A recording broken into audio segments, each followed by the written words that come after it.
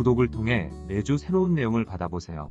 위 종목들은 우리 시장이 대세 상승의 흐름 속으로 나아갈 적에 상승세의 가장 중심부에 놓일 수 있는 종목으로 다른 어떤 종목보다 관심을 갖고 지켜봐야 할 종목군이다.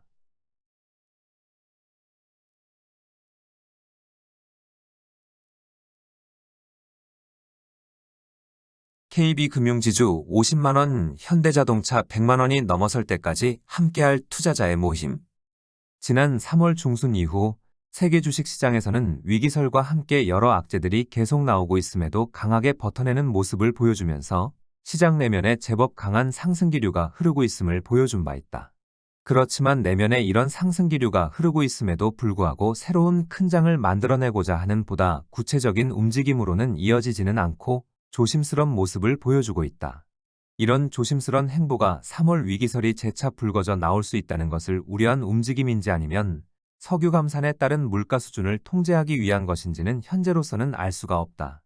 다만 이 두 문제가 새로운 큰 장을 만들어 나아가는 데 있어 보다 구체적인 행보로 나아가지 못하게 하는 중요한 요인으로 작용하고 있는 것은 분명해 보인다.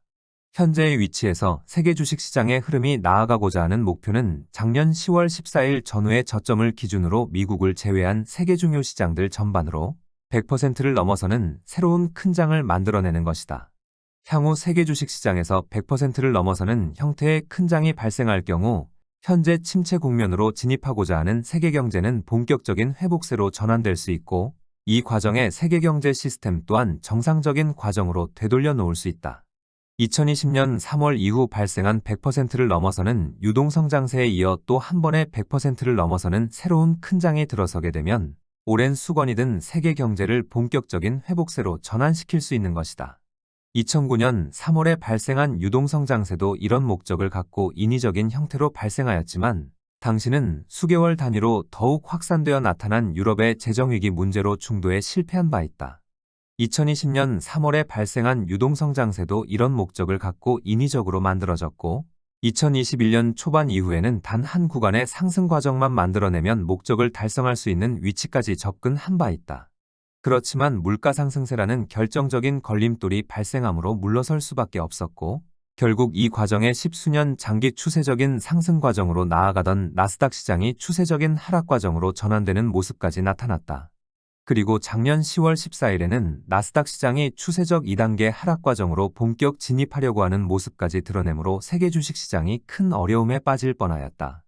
나스닥 시장이 추세적 2단계 하락 과정에 본격 진입하게 되면 세계 주식시장 또한 장기간 동반 하락할 수밖에 없고 이 과정에 위기설이 불거질 경우 걷잡을 수 없을 만큼 확산되어 실제 위기로 이어질 가능성이 높았던 것이다. 2016년 2월 이후 세계 주식시장의 흐름에서는 2008년 10월에 발생한 글로벌 금융위기의 잔존 문제를 제대로 해결하고 세계 경제를 본격적인 회복세로 전환시켜 금융 시스템 또한 정상화의 과정으로 되돌려 놓겠다는 의지를 지금까지 무려 4차례에 걸쳐 보여준 바 있다. 2016년 2월부터 2018년 1월까지 이어져 온 세계 주식시장의 상승 시도에서 처음으로 이런 의지를 드러낸 바 있다. 이 시기 나타난 의지는 2018년 2월 발생한 미중 무역전쟁으로 인하여 좌절되었는데 2018년 12월 이후 또 한 번 의지를 드러내면서 세계 주식시장은 2020년 1월까지 회복세를 보여준 바 있다. 이 두 번의 반복된 의지에서 이번에는 목적을 달성시키겠다는 강한 의지를 보여주므로 새로운 대세 상승의 과정으로 진입할 가능성이 높을 경우 연락드리겠다고 하였던 동호회 회원분들에게 열수년의 침묵을 깨고 시장 참여를 권하여 드렸다. 2007년 10월 하순 시장을 떠나도 좋다는 말씀을 드리고 처음으로 시장 참여를 권하여 드린 것이다. 그런데 2020년 2월 본격적으로 불거져 나온 전대미문의 사건인 코로나19 사태로 세계 경제는 당장이라도 2차 글로벌 금융위기를 맞을 수 있는 극히 위태로운 상황으로 몰렸다. 그렇지만 이런 극한 위기 상황에서 세계 경제를 다시 정상화의 과정으로 되돌려 놓겠다는 세 번째 의지를 보여주는 상승 시도가 2020년 3월 하순 이후 나타났다. 이런 의지 이후 세계 주식시장은 100%를 넘어서는 유동성장세의 상승 흐름이 나타난 것이다. 그런데 이 세 번째 상승 시도 또한 목적 달성을 눈앞에 두고서 다시 실패로 끝났다.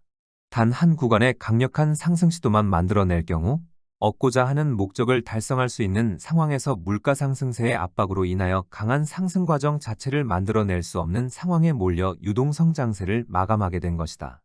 이 과정에 10여 년간 추세적인 상승 과정을 이어가던 나스닥 시장도 추세적인 하락세로 전환되면서 상황은 더욱 어렵게 되었고, 작년 10월 중순에는 더 이상 밀려날 수 없는 벼랑 끝까지 몰린 바 있다. 이 시기 나스닥 시장이 추세적 2단계 하락 과정에 본격 진입하게 되면 새로운 큰 장을 만들어내는 것이 구조적으로 어려울 뿐 아니라 하락 과정에 여러 심각한 문제점들이 불거져 나와 실제 위기로 나아갈 수 있었다. 이런 점으로 과거 보여준 상승 의지를 감안하면 이 위치는 결단코 맞고 나설 것이라 하였다. 바로 이 시기 2016년 2월 이후 보여준 상승 의지가 네 번째로 모습을 드러냈다. 나스닥 시장의 추세적 2단계 하락 과정으로 나아가는 것을 막아내는 모습을 보여준 것이다.